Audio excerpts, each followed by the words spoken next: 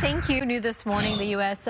Surgeon General is calling on lawmakers and tech companies to take immediate action to protect kids online. And he says there is just not enough evidence to show that social media is safe for young people, and families should start creating boundaries with their devices. Now, this comes as Google unveils new tips to tackle teens' technology habits. Google technology and safety expert Alex Joseph joining us live now to share how families can safely navigate the online world. Thank you for being here with us. Thank you for having me. So, excellent topic, really. Parents today are raising the first generation of kids growing up with technology all around them a lot of the time. So, what are families asking Google about mental health and technology? So this is absolutely important conversation. We've seen a surge in our searches around this topic. So we've seen 3 times more people searching for the question of how much screen time is too much, and also how do I keep my kids safe online this year versus last year. So it's top of mind for parents, regulators, governments. Everybody's really talking about how to keep our kids safe. So summer is around the corner. Often children spend a little more time online around screens during this time. So what tools can parents use to make sure their kids stay as safe as possible? Yeah, so at Google, we actually have a dedicated staff of clinicians and doctors that work to make sure we're asking ourselves these same questions.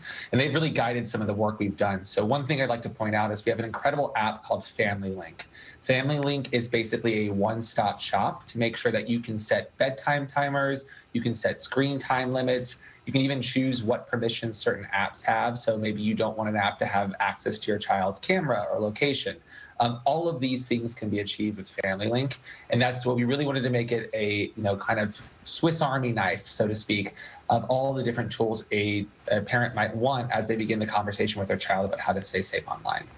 So I think what's really interesting is that often some parents choose to really do a heavy turn and block everything all the time, but these are tools that we use as adults. So, depending on whether it's age appropriate, how can parents find information to support their children, their mental well-being, if they're still using the internet?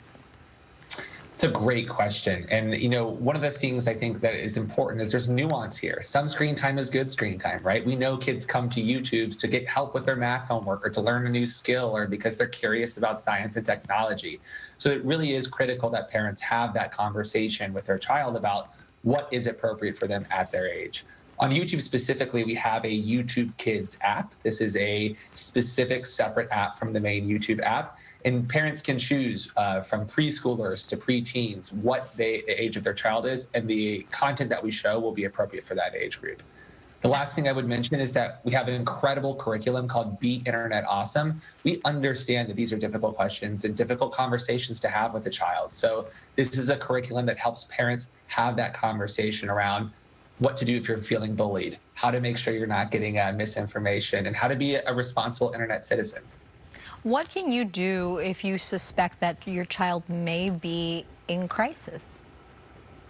Yeah, this is a really tough and important question. And I think, for us at Google, people come to Google in search of information. We want to make sure that in these critical moments when they are in crisis, they have that information. So at Google and at YouTube, if people are searching for any queries related to self-harm or eating disorders, for example, we will surface, crisis lifelines, text lines, support lines for them.